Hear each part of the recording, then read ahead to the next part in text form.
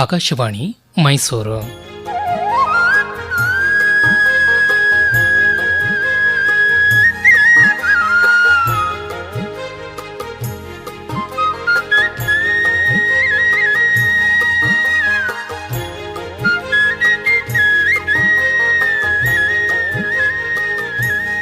ಗಾದೆ ಗದ್ದುಗೆ ಗಾದೆ ಗದ್ದುಗೆ ಗಾದೆ ಗದ್ದುಗೆ ಗಾದೆ ಗದ್ದುಗೆ ಗಾದೆ ಗದ್ದುಗೆ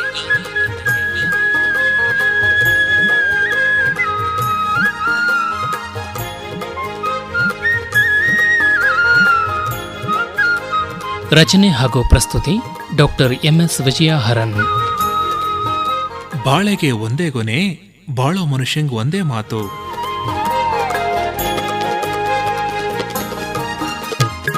ರಾಮು ರಾಮು ಎಲ್ಲಿ ಹೋಗ್ಬಿಟ್ಟ ಇವನು? ಬೆಳಗಾಗೆದ್ದು ಯಾವ ಸ್ನೇಹಿತನ ಮನೆಗೆ ಹೋಗಿರ್ಬೋದು, ಅಥವಾ ಮನೇಲೇ ಏನಾರಿದಾನಾ, ಮಾಡಿ ಮೇಲೆ ಏನಾರಿದಾನಾ? ರಾಮು ರಾಮು ಬಂದೇಕಾ? ಬಂದೆ. ಓಹೋ, ಮನೇಲೇ ಇದೆಯಾ? ರಾತ್ರಿ ಎಲ್ಲ ಪ್ರಯಾಣ ಮಾಡ್ಕೊಂಡು ಬಂದಿದೆಯಲ್ಲ, ಸುಸ್ತಾಗಿರ್ತೀಯಾ? ಒಂದು ಲೋಟ ಫ್ರೆಶ್ ಡಿಕಾಕ್ಷನ್ ಕಾಫಿ ಕೊಡೋಣ ಅಂತ ಕೂಗಿದೆ. ಆಹಾ, ಕೊಡಕ್ಕ, ಕೊಡು. ಆಹಾ, ಎಷ್ಟು ಚೆನ್ನಾಗಿದೆಯಕ್ಕ ಕಾಫಿ. ಹಾಂ, ಹೇಗಿತ್ತು ನಿನ್ನ ಧಾರವಾಡದ ಟ್ರಿಪ್ಪು? First class ಆಗಿತ್ತಕ್ಕ. ಮತ್ತೆ ನಾನು ಹೇಳಿದ್ದು ಜ್ಞಾಪಕವಾಗಿ ತಂದ್ಯಾ? ಓ, ಧಾರವಾಡ ಪೇಡ ತಾನೆ, ಎಲ್ಲರೂ ಚೆನ್ನಾಗಿ ತಿನ್ನೋಣ ಅಂತ 1 kg ತಂದಿದ್ದೀನಕ್ಕ. ಪೇಡ ಅಂತೆ ಪೇಡ, ತಿನ್ನೋ ಐಟಮ್ಮು ಅಂದರೆ ಮರೀದೆ ತರ್ತೀಯ ನೀನು. ಅದೇ ಅಕ್ಕಕ್ಕ ಹಾಗೆ ಹೇಳ್ತೀಯ? ಪೇಡ ತಗೊಂಬ ಅಂದೆ, ತಂದೆ, ಮತ್ತಿನ್ನೇನು? ಚೆನ್ನಾಗಿ ಜ್ಞಾಪಿಸ್ಕೊ, ನಾನೇನು ಹೇಳಿದ್ದೆ ನಿನಗೆ, ನೀನೇನು ಉತ್ತರ ಹೇಳಿದೆ ನನಗೆ ಅಂತ. ನೀನೇನು ಕೇಳಿದೆ, ನಾನೇನು ಹೇಳಿದೆ? ಅಲ್ವೋ ರಾಮು, ಧಾರವಾಡದ ಪೇಡದ ಜೊತೆಗೆ ನಂಗೊಂದು ಚೆನ್ನಾಗಿರೋ ಇಲ್ಕಲ್ ಸೀರೆ ತೊಗೊಂಡು ಬಾ ಅಂತ ನಿಂಗೆ ಹೇಳಿರ್ಲಿಲ್ವಾ? ಎಲ್ಲಕ್ಕ ಹೇಳಿದೆ, ಬರೀ ಪೇಡ ತಗೊಂಬ ಅಂತಲ್ವ ನೀ ಹೇಳಿದ್ದು? ನಾನು ಪೇಡ ತೊಗೊಂಡು ಬಾ ಅಂದಿದ್ದು ನಿಜ, ಅದರ ಜೊತೆಗೆ ಧಾರವಾಡದಿಂದ ಇಲ್ಕಲ್ ಸೀರೆ ತೊಗೊಂಡು ಬಾ ಅಂದಾಗ ನೀನು ಅದಕ್ಕೇನಕ್ಕ, ಧಾರವಾಡದಲ್ಲಿ ಒಂದು ಪಕ್ಷ ಸಿಗದೆ ಇದ್ದರೆ ಇಲ್ಕಲ್ಗೆ ಹೋಗಿ ಸೀರೆ ತೊಗೊಂಡು ಬರ್ತೀನಿ, ನೀನು ಕೇಳೋದು ಹೆಚ್ಚು ನಾನು ತರೋದು ಹೆಚ್ಚು ಅಂತ ಹೇಳಿಲ್ವೇನಾ? ಹಾಗೆ ಹೇಳಿದ್ನ? ನನಗೇನೋ ಹಾಗೆ ಹೇಳಿರಲಿಲ್ಲ ಅನ್ಸುತ್ತಕ್ಕ. ನೋಡೋ ರಾಮು, ನೀನು ಅಕ್ಕ ಸೀರೆ ತರೋದನ್ನು ನಾನು ಮರ್ತುಬಿಟ್ಟೆ ಅಂತ ನೇರವಾಗಿ ಇದ್ದಿದ್ದನ್ನು ಇದ್ದಿದ್ದ ಹಾಗೆ ಹೇಳು, ನನಗೇನು ಬೇಜಾರಿಲ್ಲ. ಬಾಳೆಗೆ ಒಂದೇ ಗೊನೆ, ಬಾಳೋ ಮನುಷ್ಯಂಗೆ ಒಂದೇ ಮಾತು ಅಂತಾರಲ್ಲ, ಹಾಗೆ ಆವಾಗ ಚೆನ್ನಾಗಿರುತ್ತೆ, ತಿಳ್ಕೊ. ಅಕ್ಕ ಸಾರಿ ಅಕ್ಕ, ನನಗೆ ಅಲ್ಲಿ ಅಂಗಡಿಗೆ ಹೋಗೋಕ್ಕೆ ಟೈಮೇ ಆಗಲಿಲ್ಲ. ಹಾಗೆ ಹೇಳು ಮತ್ತೆ ಅದೇನಕ್ಕ, ಬಾಳೆಗೆ ಒಂದೇ ಗೊನೆ, ಬಾಳೋ ಮನುಷ್ಯನಿಗೆ ಒಂದೇ ಮಾತು ಅಂತೆಲ್ಲ ನನಗಂದ್ಬಿಟ್ಟಿಯಲ್ಲ, ಏನಾಗಂದ್ರೆ? ಬೇಜಾರು ಮಾಡ್ಕೋಬೇಡ ಕಣೋ, ಇದೇನೋ ಸಣ್ಣ ವಿಷಯ. ಆ ಗಾದೆ ಬಾಳೆಗೆ ಒಂದೇ ಗೊನೆ, ಬಾಳೋ ಮನುಷ್ಯಂಗೆ ಒಂದೇ ಮಾತು ಅಂತ ಥಟ್ ಅಂತ ಯಾಕೋ ಜ್ಞಾಪಕಕ್ಕೆ ಬಂತು, ಫಟ್ ಅಂತ ಹೇಳಿಬಿಟ್ಟೆ ನೋಡು. ನಿನಗೆ ಪೂರ್ತಿ ಅದು ಅಪ್ಲೈ ಆಗಲ್ಲ ಬಿಡು. ಇರಲಿ, ಆ ಗಾದೆ ಬಾಳೆಗೆ ಒಂದೇ ಗೊನೆ, ಬಾಳೋ ಮನುಷ್ಯನಿಗೆ ಒಂದೇ ಮಾತು, ಅದರ ಅಂತರಂಗ ಬಹಿರಂಗ ಎಲ್ಲ ಏನು ಅಂತ ಹೇಳಕ್ಕ ಇಂಟ್ರೆಸ್ಟಿಂಗ್ ಆಗಿರುತ್ತೆ ಕೇಳಕ್ಕೆ. ರಾಮು, ಬಾಳೆ ಮರ ಅಲ್ಲ ಬಾಳೆ ಗಿಡ ಅನ್ನೋಣ. ಬಾಳೆ ಗಿಡ ನೋಡಿದ್ದೀಯಲ್ವ ನೀನು? ಏನಕ್ಕ, ಎಳೆ ಮಕ್ಳ ಹತ್ರ ಮಾತಾಡ್ತೀಯ? ಹಾಗಲ್ವೋ ರಾಮು? ಹಾಗೂ ಅಲ್ಲ, ಹೀಗೂ ಇಲ್ಲ. ಅಲ್ಲ, ಹಳ್ಳಿನಲ್ಲೇ ಹುಟ್ಟಿ ಬೆಳೆದಿರೋ ನಾನು ಬಾಳೆ ಗಿಡ ನೋಡಿಲ್ವಾ? ಬಾಳೆ ಗಿಡ, ತೆಂಗಿನ ಮರ, ಆಲದ ಮರ, ಸೀಬೆ ಗಿಡ ಎಲ್ಲ ನೋಡಿದ್ದೀನಿ. ಸಾಕಪ್ಪ ಸಾಕು, ನಿನ್ನ ಮರ ಗಿಡಗಳ ಲಿಸ್ಟ್ ಮುಗೀತಾ? ಇನ್ನೂ ಇದೆಯಾ? ಇರಲಿ, ನಿನ್ನ ಮಾತು ಮುಂದುವರ್ಸಕ್ಕ. ನೋಡೋ ರಾಮು, ಒಂದೊಂದು ಬಾಳೆ ಗಿಡದಲ್ಲಿ ಒಂದೊಂದೇ ಗೊನೆ ಅಲ್ವಾ ಬಿಡೋದು? ಹಾಗೆ ಚೆನ್ನಾಗಿ ಬಾಳಿ ಬದುಕಿ ಮಾಡಬೇಕಾದ ಮನುಷ್ಯನಿಗೆ ಒಂದೇ ಮಾತು ಇರಬೇಕು ಅಂತ ಈ ಗಾದೆಯ ಬಹಿರಂಗದ ಅರ್ಥ ತಿಳಿತಾ?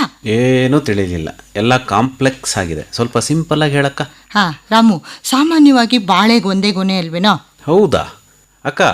ನಾನು ಕೆಲವು ತಿಂಗಳ ಹಿಂದೆ ಪೇಪರಲ್ಲಿ ಓದಿದ್ದೆ. ಏನು?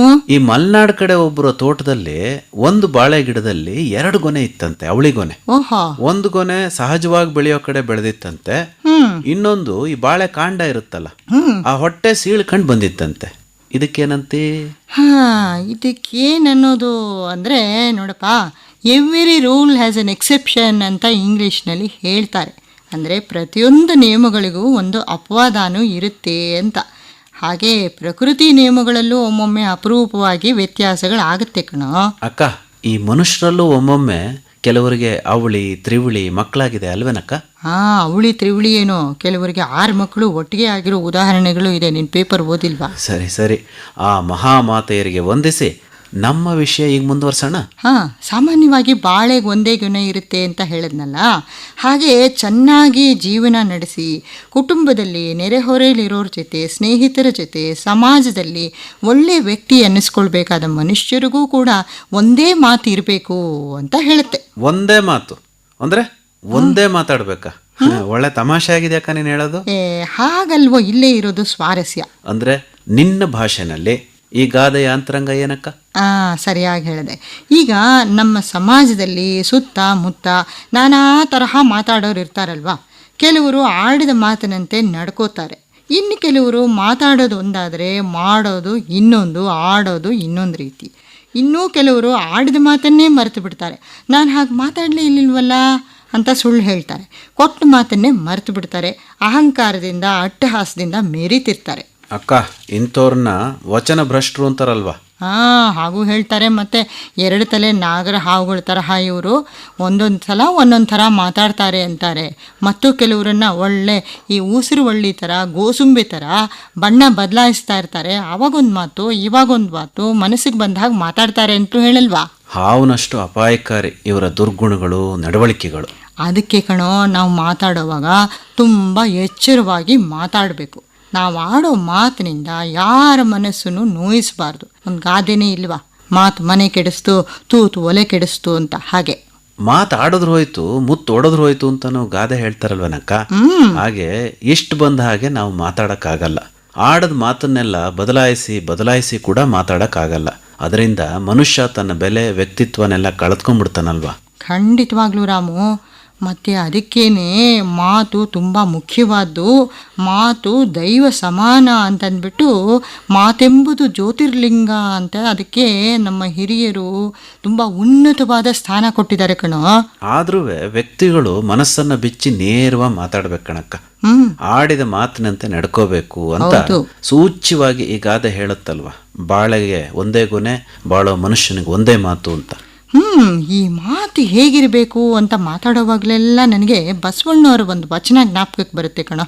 ನುಡಿದರೆ ಮುತ್ತಿನ ಹಾರದಂತಿರಬೇಕು, ನುಡಿದರೆ ಮಾಣಿಕ್ಯದ ದೀಪ್ತಿಯಂತಿರಬೇಕು, ನುಡಿದರೆ ಸ್ಫಟಿಕದ ಶಲಾಕೆಯಂತಿರಬೇಕು, ನುಡಿದರೆ ಲಿಂಗ ಮೆಚ್ಚಿ ಅಹುದೆನ್ನುವಂತಿರಬೇಕು, ನುಡಿಯಂತೆ ನಡೆಯದಿದ್ದಡೆ ಕೂಡಲ ಸಂಗಮ ದೇವನೆಂತೊಲಿವೆನಯ್ಯ ಅಂತ.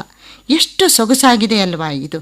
ನಾವು ಮಾತಾಡೋದು ಮುತ್ತಿನ ಹಾರದ ರೀತಿಯಲ್ಲಿ ಅಚ್ಚುಕಟ್ಟಾಗಿರಬೇಕು. ಮತ್ತು ನಮ್ಮ ಮಾತಿನಿಂದ ಇತರರ ಮನಸ್ಸು ಬೆಳಗಬೇಕು, ಮಾಣಿಕ್ಯದ ದೀಪ್ತಿ ಹಾಗೆ. ಮತ್ತು ಸ್ಫಟಿಕದ ಶಲಾಕೆಯಂತೆ ಆ ಮಾತು ಶುಭ್ರವಾಗಿರಬೇಕು. ಹಾಗೆ ನಾವು ಮಾತಾಡಿದ ಇನ್ನೊಬ್ಬರು ಮೆಚ್ಚುವಂತಿರಬೇಕು, ಅವರು ಇದು ಸರಿ ಅಂತ ತಲೆದೂಗಿಸೋ ಹಾಗಿರಬೇಕು.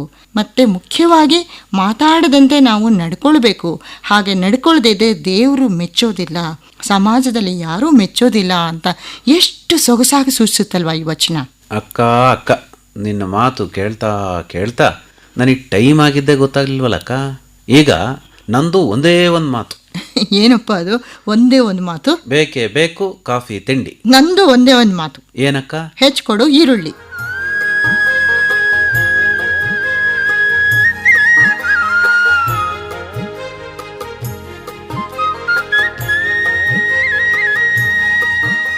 ಗಾದೆ ಗದ್ದುಗೆ ಕೇಳುತ್ತಿದ್ದೀರಿ.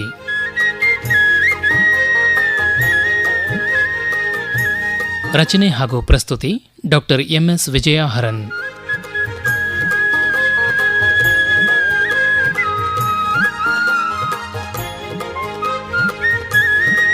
ನಿರೂಪಣೆ N ಕೇಶವಮೂರ್ತಿ.